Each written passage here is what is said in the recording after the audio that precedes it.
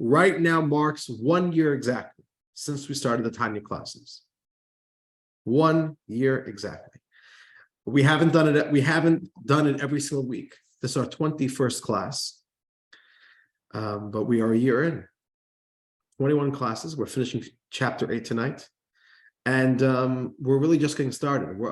All of you are holding on strong to the series, and thanks to you, we are at a beautiful point in Tanya. Once we finish chapter 8,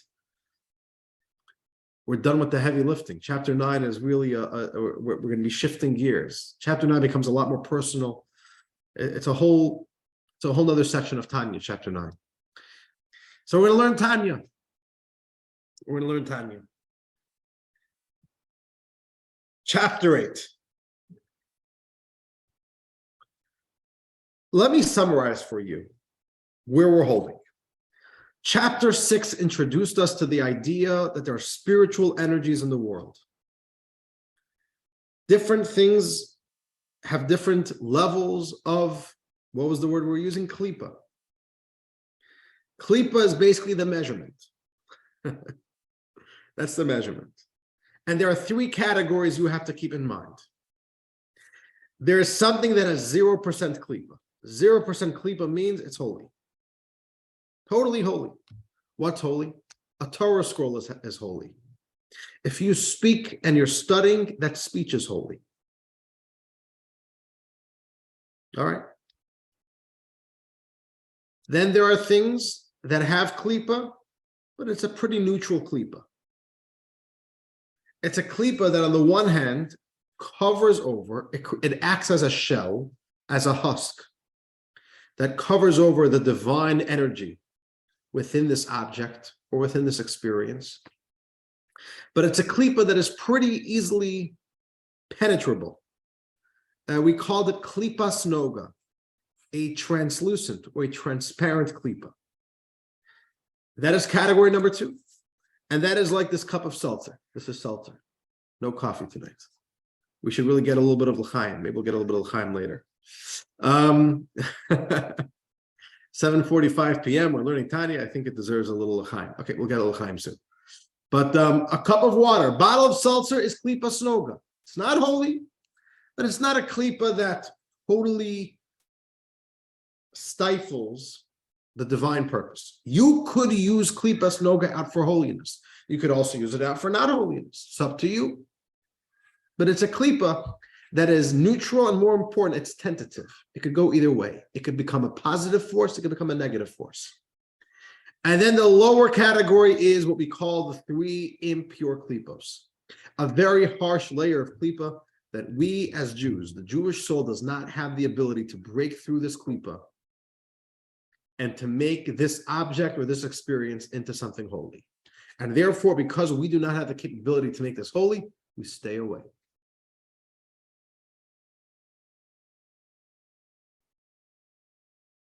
In last chapter, chapter 7, we have learned the way we, as humans, as Jews, have the ability to affect Kelipah. We interact by default. We are interacting with Kelipas Nogah an entire day. If we eat and it's kosher, if we do something and it's permissible, there's no problem with it. All this is Kelipas Nogah. The car that we drive, the house that we live in, the fuel of our car, unless you got an electric car. If it's an electric car, then it's the electric fuel. It's the electric energy. The kilowatts, right? Whatever. All these resources are not holy. They're Kelipah. They're Kelipas Nogah. The question is, what are you going to do with that energy? What are you going to do with this object? That was last chapter. We spoke about the idea that through our interaction with Kelipas Nogah, you can make it holier. You could also downgrade it. You could make it into a lower level of Kelipah. In this chapter, we want to continue on this theme. And this chapter's central theme is how your interaction with Kelipah affects you. Till now, we've been learning about what effect you could have on Kelipah, what effect you have on the world. Now we're learning about the world's effect on you, the world's effect on your soul. And we begin with part 1 of today's chapter, the first page of chapter 8, which is page 81, although there's no actual page number on this page. This is the page before page 82, right? And what the author is going to share with us is like this. And it's an idea that we started exploring in last week's chapter. This cup of water, this cup of seltzer, because it's kosher, I can make it holy. How do I make it holy? There's two things. Number one, use the energy of this seltzer for a holy purpose. So, for example, I am teaching you Torah. I'm learning Torah. I'm engaged in Torah study with the energy of this cup of water. Therefore, I'm using out this cup of water for a holy purpose, this cup of seltzer. And then there's also the idea of having a good intention, not just using it out for something holy, but having the right intention while you are engaged in that activity. So there's intention and there's how you use the energy. The Alter Rebbe says, here's the catch. Let's say it's something forbidden. Let's say somebody eats a non-kosher piece of steak. It's not kosher. And then with that energy, they go and study Torah. With that energy, they go and do a mitzvah. Let's say while they were eating that non-kosher piece of meat, they even had good intentions. I'm eating to serve God. The best of intentions and the best usage of the energy. And let's even say, just to thicken the plot, let's say that the consumer of this non-kosher meat doesn't even know it's not kosher. He thinks it's kosher. You think it's kosher, you have the right intentions, and you use it out for the right purpose. Could you elevate it? And the Alter Rebbe says, no. It doesn't matter. If it's from the lower level Kelipahs, it's tied down, it's stuck, it's bolted down, it's chained down. There's nothing you can do about it. Intentions are good, but the facts are facts. This is something that we do not have the power to elevate. Let's read inside. Chapter 1, part 1. So then we named this chapter Kelipah's Effect on the Soul. And let's do part 1, the soul's inability to affect the severe Kelipos. All right, let's read. Furthermore, the Alter Rebbe says, this is the reason why forbidden foods are labeled with the term Isur, that it's tied down. The word Isur, we learned in the last chapter, has a double meaning. Isur means prohibition. It's a technical legal term, halachic term. It's an Isur. It's an Isur to light a candle on Shabbos. It's forbidden. It's an Isur to eat a cheeseburger, right? But Isur legally means forbidden, but literally in Hebrew it means tied down. The Alter Rebbe says, because it's the same exact thing. The Alter Rebbe explains. Let's say someone ate some forbidden food unknowingly. It's forbidden, but he didn't know. He ate it. He thought it was kosher. Let's say he ate it for a divine purpose, so that he could serve God with the power derived by eating it. And let's say he actually did so. He didn't just have the intention, he did it. He read from the Torah and prayed, empowered by that meal. Now, this has happened before, that people show up to a wedding, kosher wedding, and you rely on the caterer. It's a good kosher caterer, and they serve food. And all of a sudden, the scandal comes out that they actually weren't serving kosher meat. They just had this story in New Jersey, a Chinese restaurant in New Jersey, which had a kosher symbol and everything, was serving non-kosher meat. So you could say, look, I'm a religious Jew. It wasn't kosher, but I didn't mean it. I spent the big bucks to buy kosher food, right? Kosher costs a lot more than going to a non-kosher Chinese restaurant. And I even had good intentions. And I even used out all that food that I ate from the Chinese for mitzvahs. The Alter Rebbe says, but let's continue reading. Even in such a case, the energy derived from that meal never rises and invests itself within the words of Torah and prayer, as would the energy derived from a kosher meal. Kosher food could be uplifted through your mitzvah. Non-kosher food cannot. You can never take this energy and this food resources and these food particles and make it holy. It's impossible. It's simply weighed down by the severity, by the thickness of its Kelipah. And the Alter Rebbe says this is because of its state of Isur. It is tied and chained to the domain of the Sitra Achra. Sitra Achra means the other side that's not holy of the three impure Kelipahs. The Alter Rebbe is telling us a very simple message. There are certain rules in life that are simply subjective. They're man-made. Or you could say they exist only on an emotional level.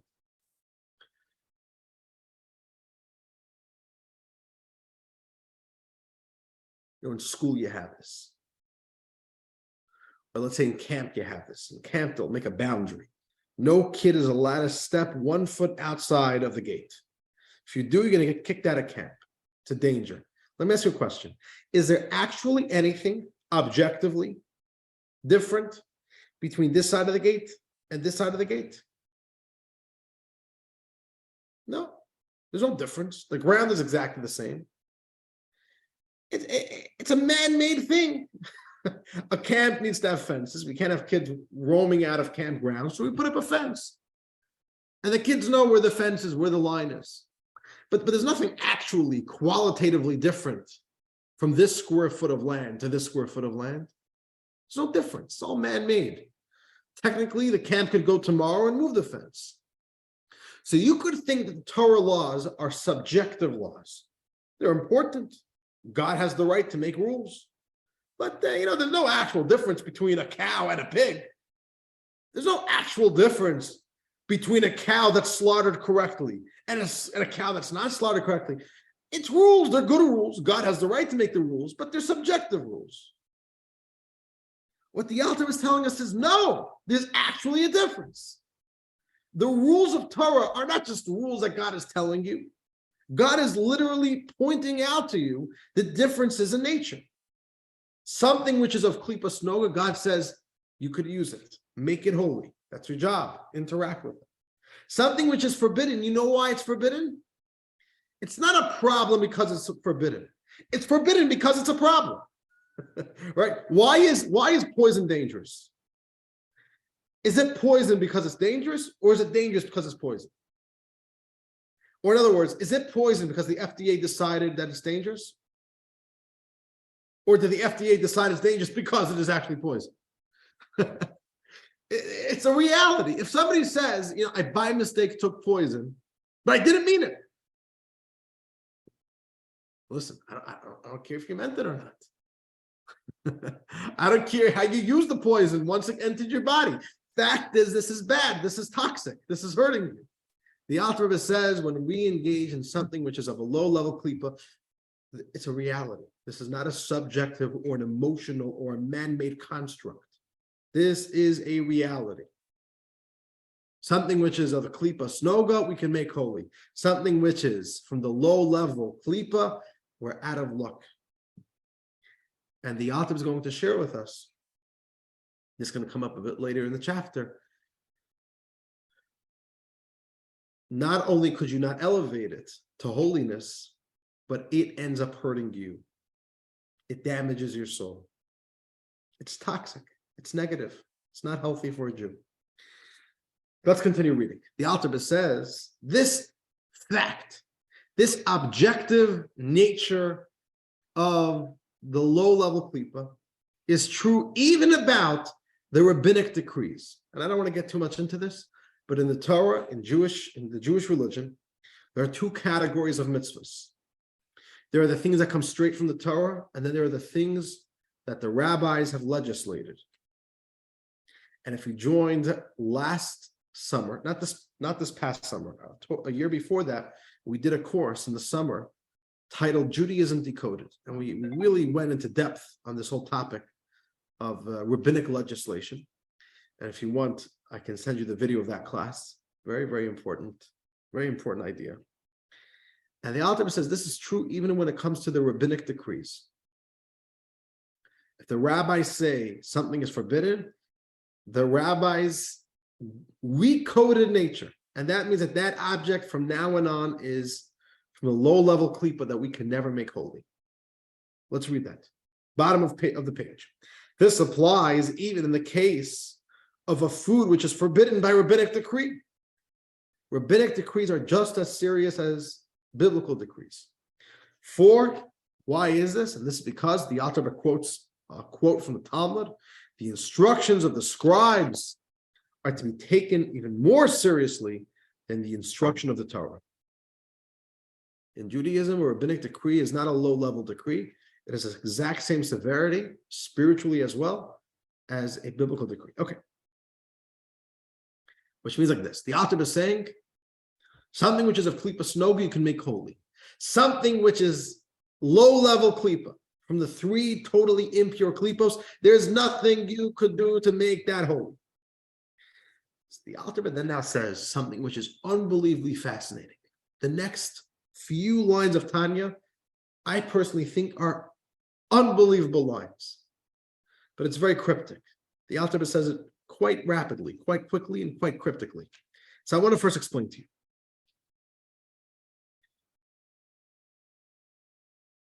Let's go through it again. There are three categories here.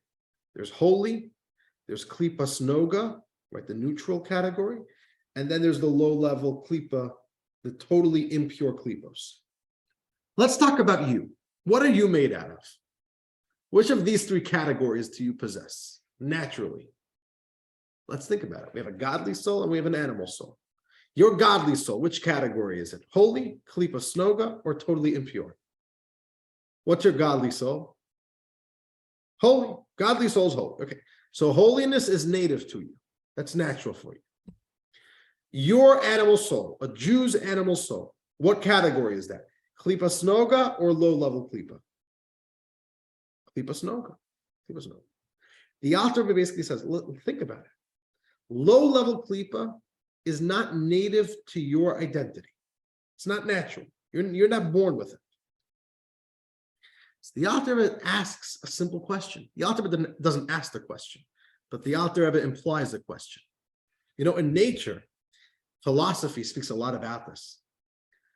There's a rule in philosophy. I'm talking about, ancient philosophy, not modern day pop philosophy. I mean, like, good old Greek philosophy and the Muslim philosophy. There's a rule in ancient philosophy that everything follows its nature. Everything in nature follows its nature. So a sheep eat grass. Sheep don't eat meat. Sheep don't eat meat.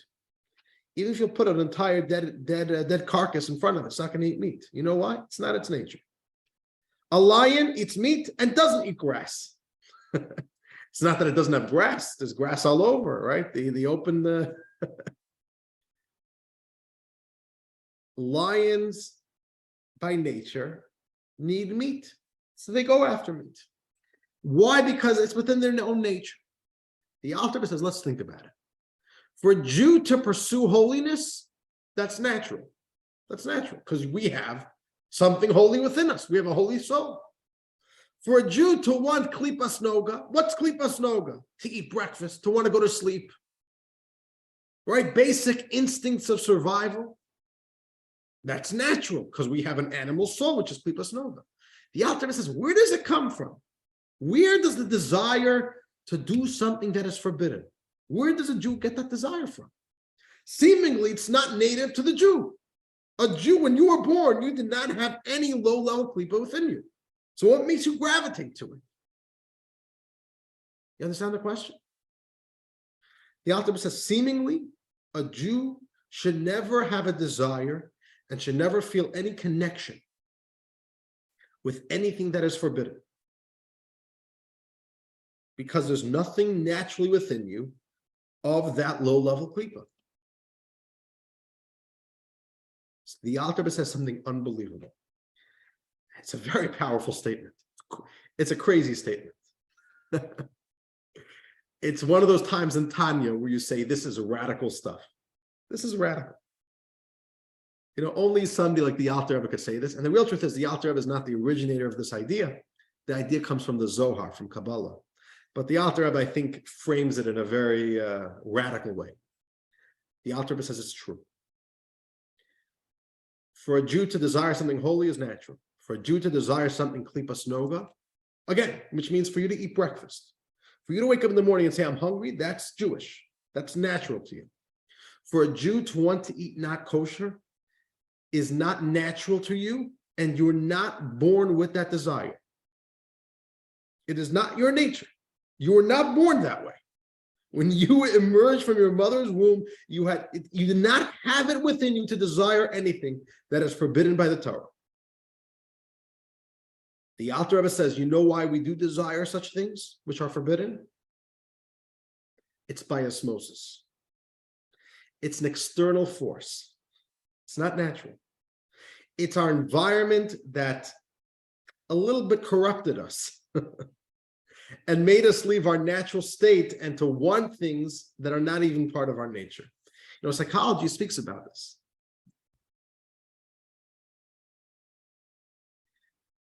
People, I'm going to use the word demons, right? And I don't mean demons like, monsters with horns and I don't know, I mean like inner demons. We speak about the concept of people have their inner demons that they have to struggle with. So in psychology, there's two types of demons. There's inner demons, which means problems that you face that are embedded in your own psyche, embedded in your own heart and soul, and you need to work through those challenges. And then there are some demons that people face that are not their own demons. They're only dealing with these challenges because of their environment. Naturally, they would never want to do these things. Naturally, they would never gravitate to these types of things. Think about a teenage kid who gravitated to a life of crime. Most kids don't naturally gravitate to a life of crime. It's their environment. It's their environment. It's very tragic. They were a bad environment. They're in the inner city. They had bad friends and bad influences. It's a bad influence. They're fighting a demon that's not theirs. Why is a teenage kid doing this? There's no reason. There's no reason. So the Alter Rebbe says something unbelievable. That part of understanding Kelipah, once you understand Kelipah, you realize that a Jew naturally, from the inside, has no relationship to sin, has no relation to anything that's forbidden. If a Jew wants something that's not kosher, I'm not just talking about kosher food, I'm talking about anything, you should know it's not the real them. It's not the real them. It's an external force. It's an external influence that is hijacking their system.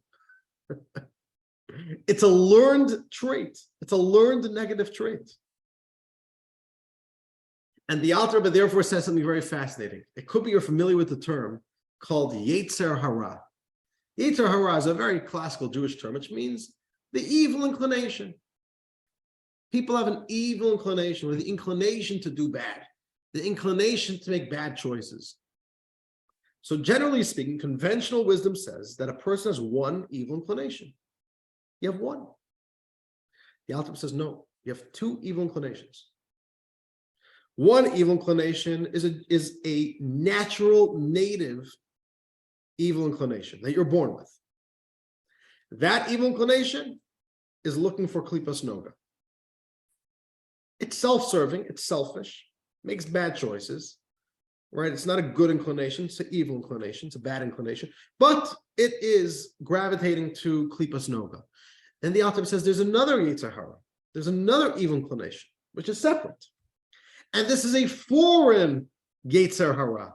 This is not natural to you. It's an outside influence that you simply, that leached onto you through your experience of simply living life in a world which is full of Kelipah, in a materialistic world, in a crass world, in a world where there are not the best influences all around. Right? Simply, you're exposed to the world, and all of a sudden you have an influence, an evil inclination that pushes you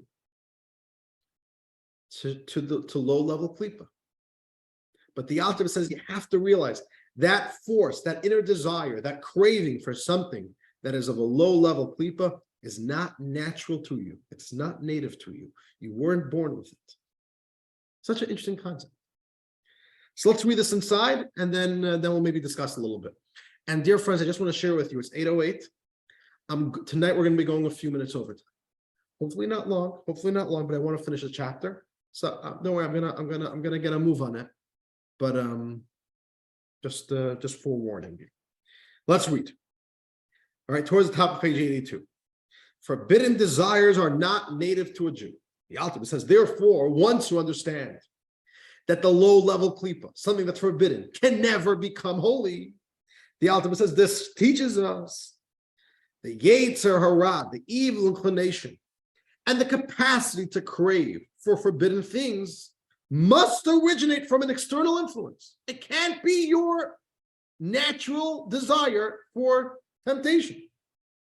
And the Alter Rebbe says, quoting Kabbalah, it's a non-Jewish demon. This is a Yetzer Hara that non-Jews have. As a Jew, you do not possess this Yetzer Hara naturally. It is a Yetzer Hara of the other peoples of the world whose souls are of the three impure Kelipos. You shouldn't have this Yetzer Hara. Other people do, not you. You pick it up simply by living in this world, which is a world which is dominated by Kelipah, but it's not natural. And the Alter Rebbe says, not so the Yetzer Hara and the capacity to crave for permissible things, which are just to satisfy your craving. If you desire simply kosher things, simply for yourself, that's something else. The Alter Rebbe says that is one of the Jewish demons. That's natural to you, native to a Jew's animal soul. A Jewish Yetzer Hara is only able to desire such things because they are of Kelipas Nogah and will be able to return to holiness afterward, as explained earlier. Native to a Jew is only something that could be uplifted to holiness, because that's who you are. You are Kelipas Nogah. So therefore you gravitate to Kelipas Nogah. Very interesting concept. Okay. With this, we move into part 2 of the chapter. But any questions, by the way? Any questions before we move on? All right. Part 2.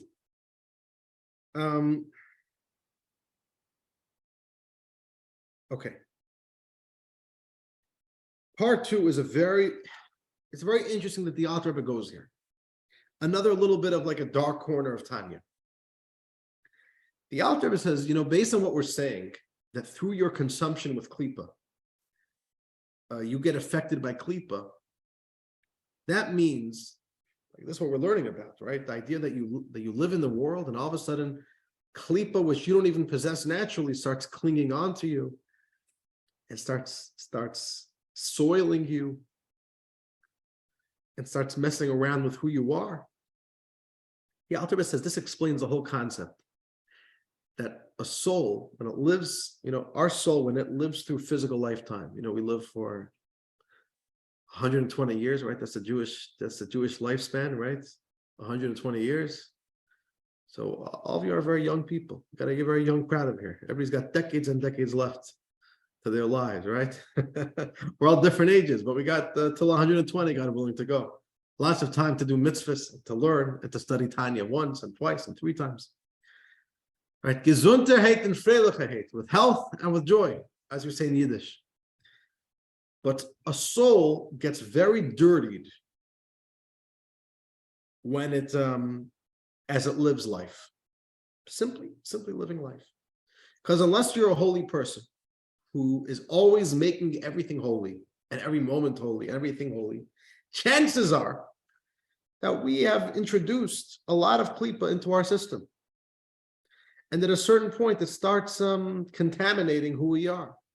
It starts hurting the quality of our soul. And the Alter Rebbe is going to tell us, this is why this all ties in with the idea of a concept which is called hell and purgatory. Okay, let's talk about this for a moment. Hell has gotten a very bad rap. It's not such a bad place. It's a bad place. No, it's not the nicest place. But whatever imagery you have of hell, throw it out the window. Throw it out the window. It's a time for punishment, and there's fires, and there's demons and devils with pitchforks to torment your soul. No. Let's calm down. Unfortunately, the concept of heaven and hell is one of the concepts that Christianity robbed from the Jewish people and corrupted it, defiled it, twisted it. It's horrible. Unfortunately, today in pop culture, including in the Jewish community, the Christian version of heaven and hell is what people think of when they hear the word hell. It's not what it is. It's not what it is. I want to share with you what hell is. Hell is not a punishment, all right? Hell is not a punishment. Hell is a very natural process that every single soul goes through to rehabilitate that soul and allow it to integrate into a more spiritual world.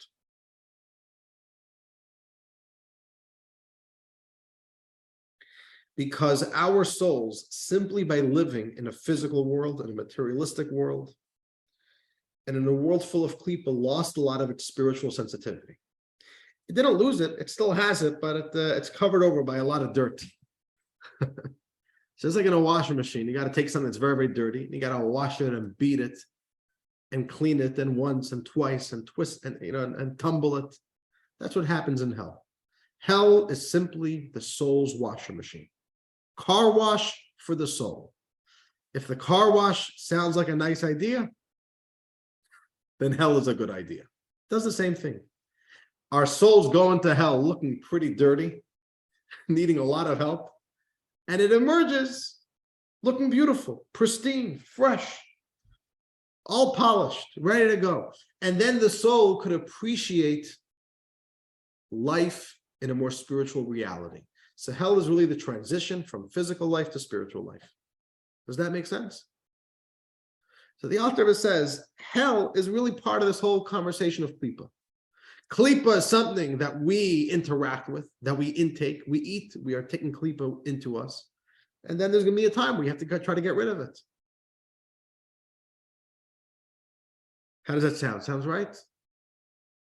But just by the way, without hell, heaven would be a very frustrating experience, because we would walk into experience that we wouldn't even appreciate. So hell makes us acclimated to the spiritual lifestyle that our souls experience in heaven. So the story is told. I'll play a little story, then I see somebody has a question. So the story is told of it's an old Jewish story, which is like a parable. It's a fable. It's not an actual story. But it brings out the idea that a soul needs kind of this rehabilitation and this training process and this transition between earth and heaven.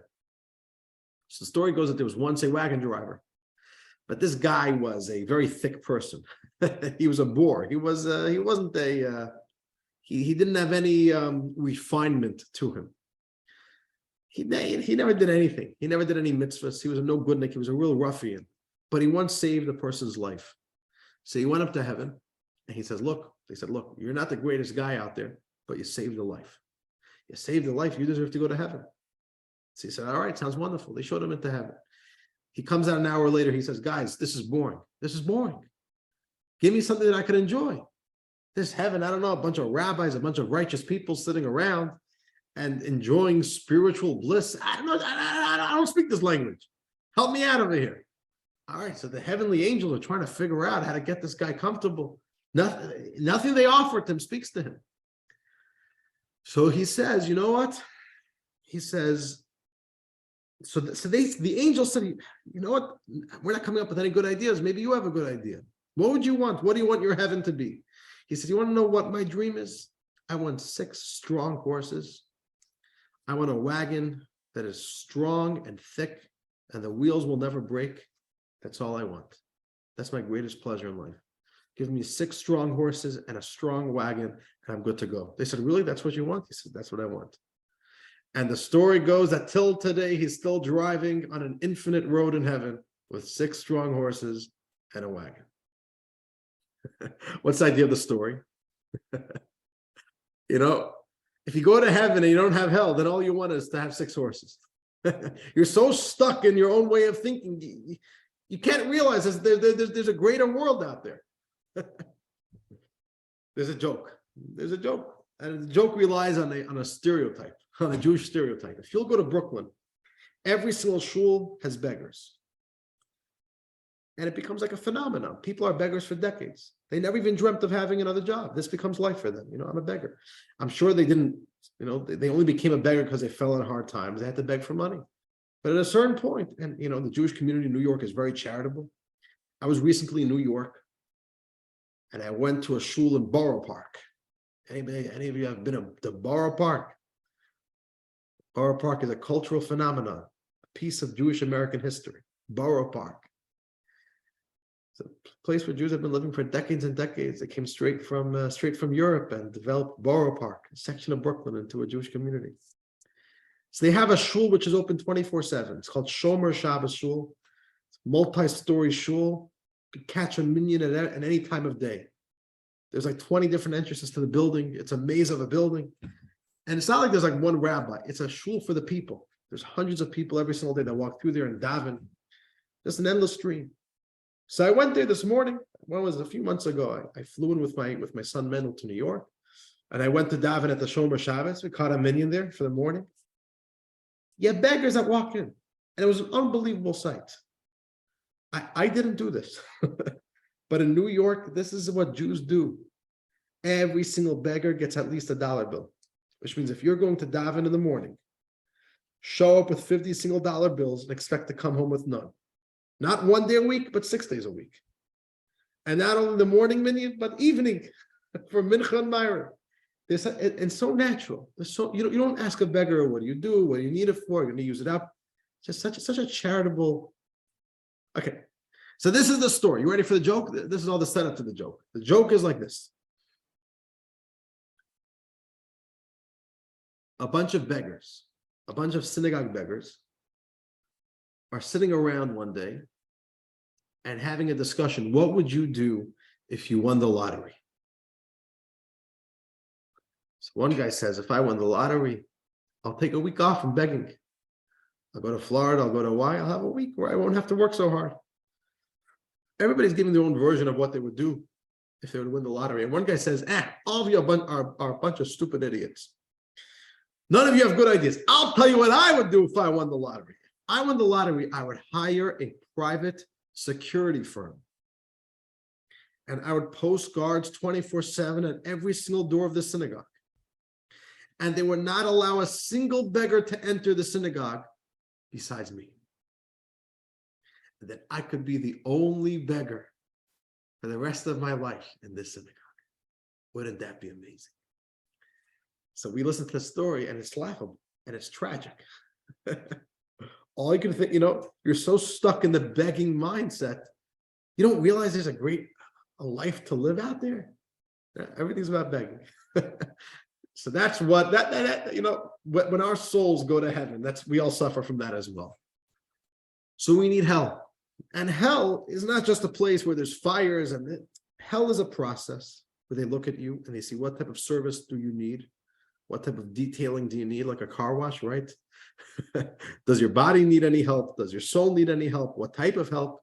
And it goes through a process. You could be in hell for as little as a week, as little as a day. You could be in hell for as long as 12 months. More than 12, nobody needs hell for longer than 12 months. Even 12 months, that's a very long car washing service. But some people may need it for 3 months, 4 months. It depends, you have to understand that it's a very natural process. It's just simply, we take a soul and there's some type of process up there which simply helps out your soul. Okay, let's read. So this is part 2 of the chapter, which we call soul detoxification. The Alter Rebbe says, yet nevertheless, before a Kelipas Nogah experience reverts to holiness, it is Sitra Achra and Kelipah. We spoke about this in the last chapter. When you engage, let's say in eating something kosher, if you don't have intention at the moment, then it remains Kelipah. And it even goes down into a lower level Kelipah because you're using it out for selfish purposes, for pleasurable purposes. But you could later on, you could lift it back up to holiness. But at the time, it's Kelipah. And the Alter Rebbe says, oh, there we have it. Which means even when you eat kosher food, if you let it go into you and you don't make it holy right away, you're introducing Kelipah into your system, into your body, and into your soul. So the Alter Rebbe says like this. And even then, after it has reverted to holiness, that episode of crave-driven eating and that food has left its mark clinging to the body. It left a stain on your body. That's because there's always something from any food or drink that immediately becomes metabolized as an integral part of your flesh and blood. And the Kelipah energy as well assimilates into the blood. If you bring Kelipah into your system through eating, right away that Kelipah enters into you. And that's unnatural for you. It's unhealthy.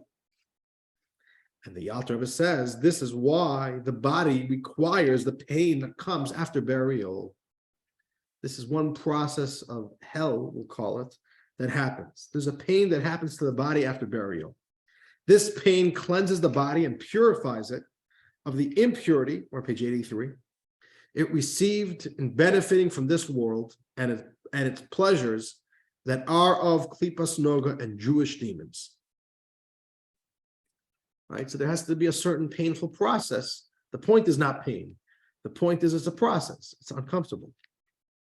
But if you eat and you've eaten not for the, even if you've only eaten kosher, but if you ever eaten and the intention wasn't holy, that leaves a stain on you internally. And there's going to have to be a process, after 120 that deals with it. Unless, and the Alter Rebbe says, unless we're one of those people who never had any benefit from this world all his life, like Rabbeinu HaKadosh, Rabbi Yehuda Hanasi.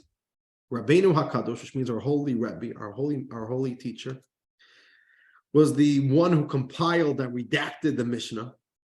The Talmud tells us he was a very, very wealthy man. He lived in Tveria, in Tiberias, in Israel, northern Israel. Very, very wealthy man. When he was on his deathbed, he picked up his fingers and said, God, you know that I've never benefited from anything in this world for selfish motivations, even with my smallest pinky. Everything I did was to serve you and to live my purpose in life and to be a holy person. So Rabbeinu HaKadosh, even though he was so wealthy, he didn't need any cleansing of the body. His entire life experience was good and holy. He never interacted with Kelipah. And we can aspire to this, at least on a little bit. We're not going to be holy like Rabbeinu HaKadosh, like Rabbi Yehuda Hanasi, but a little bit we can do. Okay. The Alter Rebbe continues. In the case of empty chatter that is spoken in a permissible manner, I'll give another example. Let's do speech. Speech, which is kosher, right? Permissible speech, empty chatter, people who just say, just speak frivolous and nonsensical talk. And it's done permissibly. For example, by an uneducated person who cannot study Torah. If you're educated, if you could study Torah, then speaking idle chatter is a sin because you could be studying. So then it becomes forbidden. But if you're such a person who simply cannot study, then your idle chatter is permissible. It's kosher. So the Alter Rebbe says, even though in this case the empty chatter was not a sin, but it still leaves a mark. His soul, now it affects the soul. The soul, not his body, needs to be purified of this Kelipah through the process of kaf hakela. Kaf hakela means like a slinging process.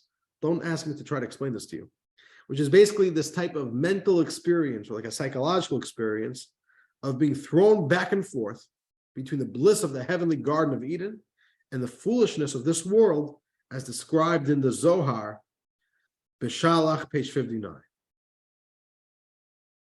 That's another thing. There's something called kaf hakela, the slinging process.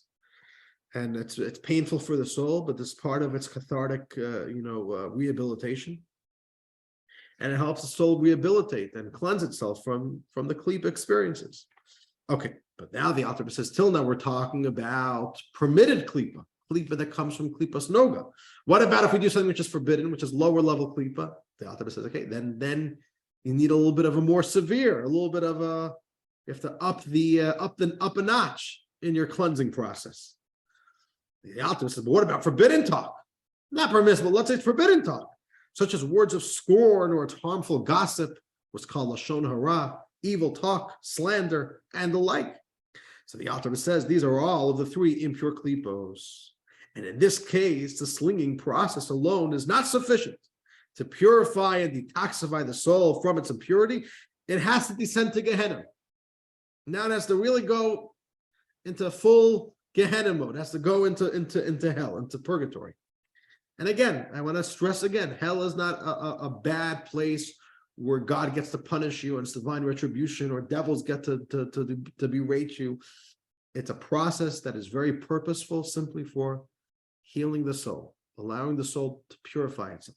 Okay, let's continue reading. The same with someone who is capable of engaging in Torah, but chooses to engage in empty chatter instead. You could study. Oh, let's say somebody who could study, but wastes his time. The Alter Rebbe says, the slinging process alone can't help his soul to be cleaned and purified. In such an instance, there are serious punishments prescribed specifically for time wasted from Torah. You should know wasting Torah is one of the worst things we could be doing. It's very interesting, because if you would take a survey of American Jews, what are the top 10 sins? I doubt not studying Torah is one of the big sins. But you should know in Judaism, not wasting time from studying Torah is a very severe sin. You need a special level of hell just to deal with that sin of wasting time from studying Torah.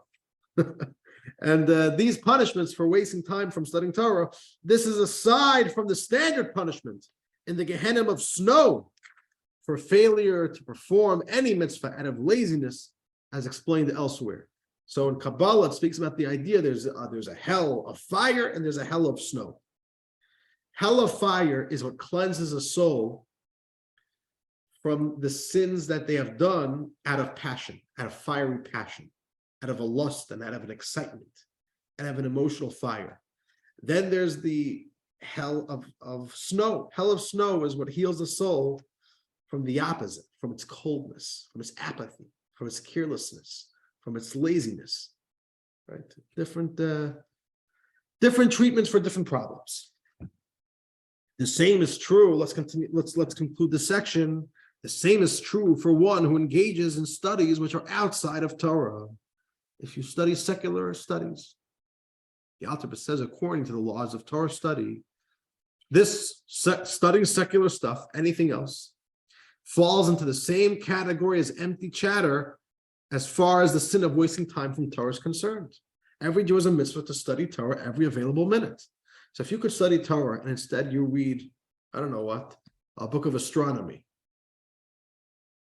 from the perspective of Jewish law, you're wasting time. That's a sin. Okay. I want to tell you, in Chassidus never speaks about the concept of heaven and hell. You know why? It's a bad motivation. Chassidus is there to uplift a Jew. Chassidus is there to open up the horizons, expand the horizons of a Jew's appreciation for his or her own soul, for the connection with God that we are capable of. Scare tactics like hell is simply not something that Chassidus focuses on. So the Alter Rebbe is not speaking about hell over here because he wants to kind of scare us. The Alter Rebbe is merely bringing it in as it fits within a primer about Kelipah. But this is really the only time in Tanya that you'll ever bump into this negative topic. It's really a negative topic, and we don't like dwelling on it. It's not healthy. It's not healthy to be too concerned about hell, even though it's not as bad of a topic as the Christians make it. But nonetheless, it's not a joyous concept. It's not what should be motivating our Yiddishkeit. It's not what should be motivating our connection with God, our development. Okay, give me a few more minutes. We're going to conclude the chapter. We have a small little shtickle left, a small little section left. All right. The Alter Rebbe says like this. There's one more dynamics in Kelipah that we have to know about before we are ready to wrap up this concept. We spoke about Kelipah and food. There could be holy food. There could be Kelipas Nogah food. There could be low-level Kelipah, which is outright dangerous, outright unhealthy. We spoke about speech. There could be holy speech. There could be Kelipas Nogah speech, which is neutral speech, and there could be forbidden speech. The Alter Rebbe now says the same exact thing is true when it comes to study, to intellectual pursuits, to knowledge. There is holy knowledge. There's Kelipas Nogah knowledge, neutral knowledge, and there's forbidden knowledge. Holy knowledge is like Torah. You study Torah. This is food for the soul. You're studying holy things. What's Kelipas Nogah? What's neutral knowledge?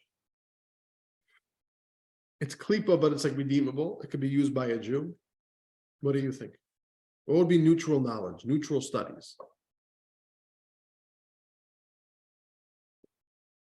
What do you say?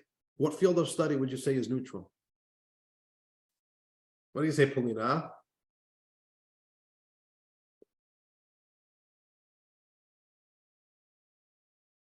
Can't unmute? Like Okay, Gail, there you go. well, like What did we medicine. do for a job? Medicine. What do you say? What do you say, Paulina? Something we do for a job.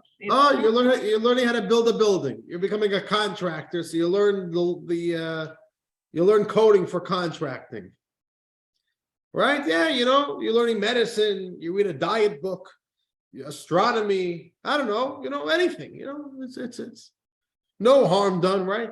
Forbidden knowledge is anything that is like part of idolatry, religions and philosophies that involve heretical or blasphemous or idolatrous beliefs. That's outright bad knowledge. There's a lot of neutral knowledge. So the Alter Rebbe says like this: you have to know.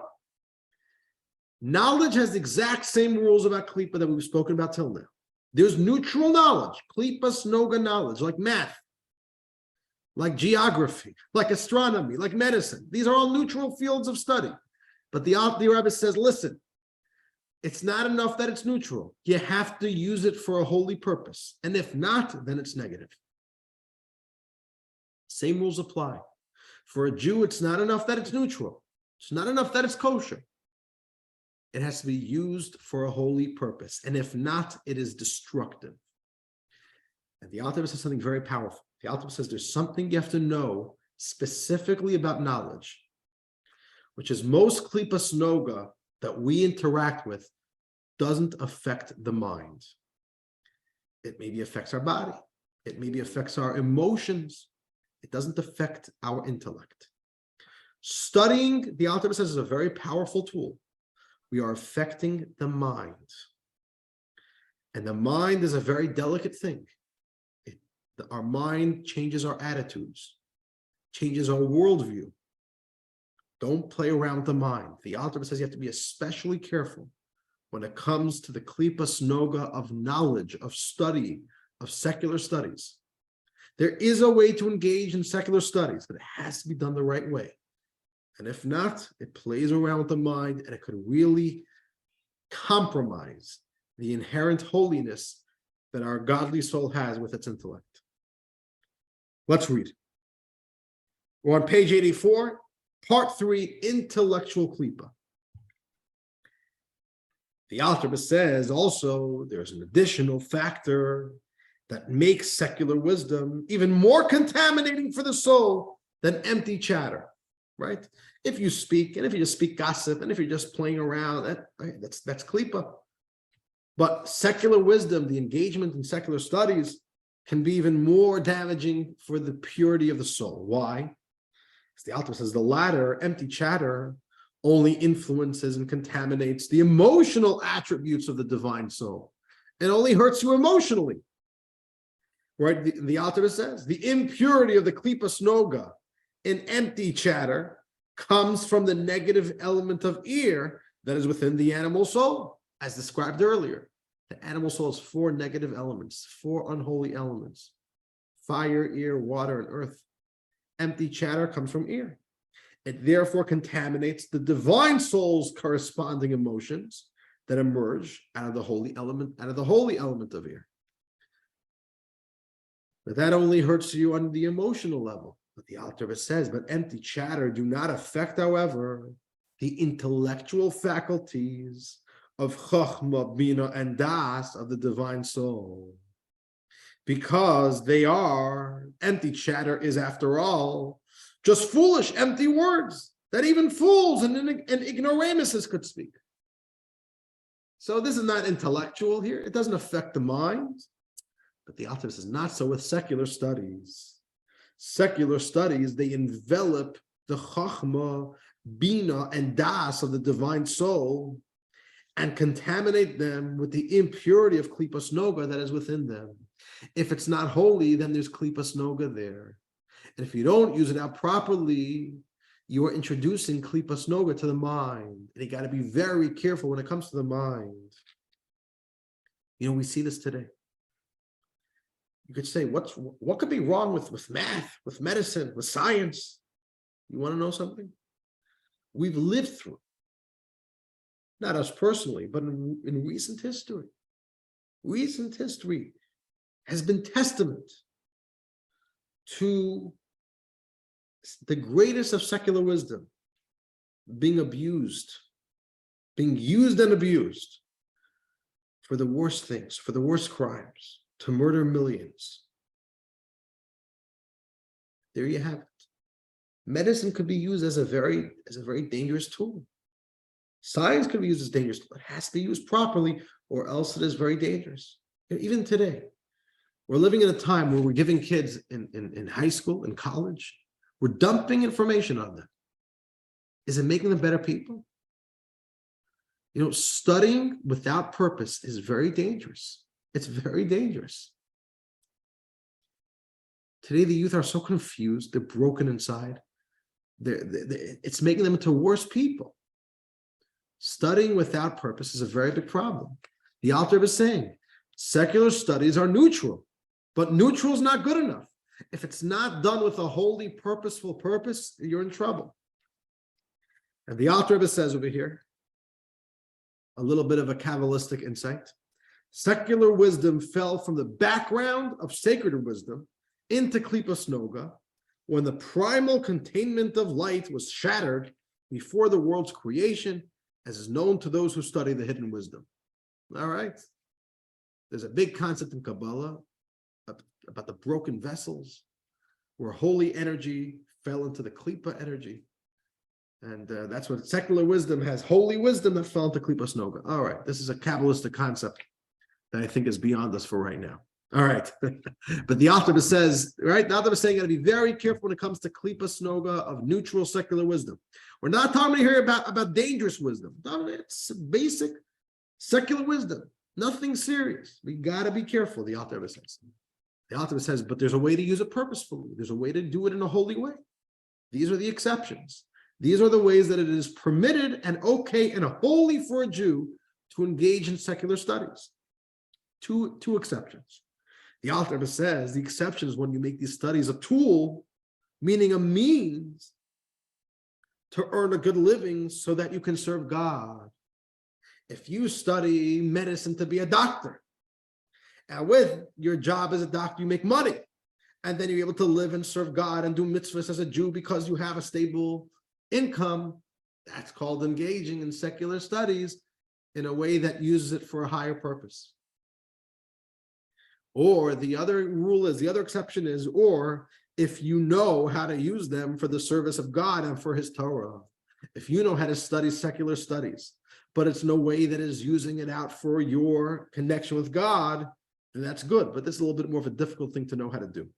And this was the rationale of Maimonides and Nachmanides of blessed memory and their colleagues who engage in these studies. Maimonides and Nachmanides are two of the greatest sages in Jewish history who have been very involved in secular studies of the time, medicine and science and philosophy, and they knew how to use this out in a way that they brought out the holiness in these studies. But if you don't know how to use it out to make it holy, the Alter Rebbe says, better stay away. That's chapter 8. You know, dear friends, with this we conclude the whole concept of Kelipah, of holiness. But I want to, and we're really wrapping up this whole subject now. Chapter 9, we are done talking about the whole concept of Kelipah. But I just want to share with you a closing remark, which I think is very important. Why did the Alter Rebbe get into this whole idea of Kelipah, of holiness, of the energies? We can make things holy. The Alter Rebbe taught us about our two souls. We have a godly soul and an animal soul. And the Alter Rebbe, by teaching us all about Kelipah, is impressing upon us such an important concept. You know, most people think that the struggle of life is between being good and bad, right? Moral or immoral, decent or indecent. The Alter Rebbe is saying, no. That's not what life's about. Life is not about being a good person. That's a good struggle for other people, not for a Jew. For a Jew, the struggle of life is between being godly and human, between being human or beyond human,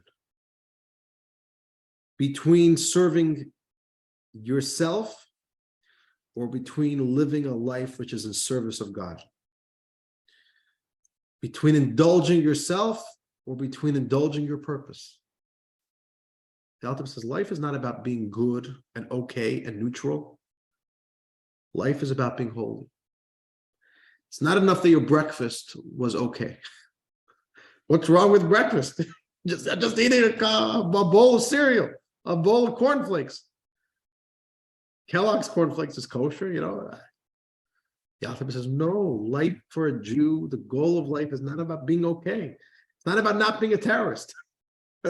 Life is about being holy, about transcending yourself, about living a life from the perspective of your soul. We can't just be okay. We can't just be good. We have to be holy. That's the life of a Jew. That's what's expected of us. That's the work of a Jew. For a non-Jew, they're being good. What God expects from a non-Jew is simply to be a good person. Be a good person, don't get into trouble, be a decent human being, and they are perfect. But for a Jew, that's not close to enough. We're here to be holy. We're here to make the world holy. We're on a much more sacred mission, on a more exalted mission. And this whole study of Kelipah and how we interact with people really drives home that concept. Kelipas Nogah is not good enough. We have to make everything holy. And now that we have all this information, we've learned about the godly soul, about the animal soul, about the structure of these souls, and about what life is all about. It's about making things holy. It's about living a holy life. Now we have officially set the stage. And we are ready to start applying all these teachings to practical life, to daily life, applying them to our struggles. And chapter 9 starts introducing us to that world. Till now is all in theory. Let's not talk in practice. Let's see about what it looks like when the animal soul and the godly soul, what day-to-day life looks like with a godly soul and the animal soul and the struggles between them, and how we navigate those struggles. That's coming up in chapter 9. So dear friends, with that, we conclude tonight. I want to thank you all for joining. Here's our schedule. You ready for our schedule? We are going to take a little break for the next 3 weeks. Monday the 19th, Monday the 26th, and December 2nd, we will not be having Tanya class. December 9th, Tanya resumes, and we're on to the next part of Tanya. And with that, I want to thank you all. Have a wonderful evening, dear friends. Thank you, as always, for joining. Have a wonderful Hanukkah, a freilichen Hanukkah, a joyous Hanukkah. It's such a beautiful time of year. And we'll see you very soon, God willing. We'll be in touch.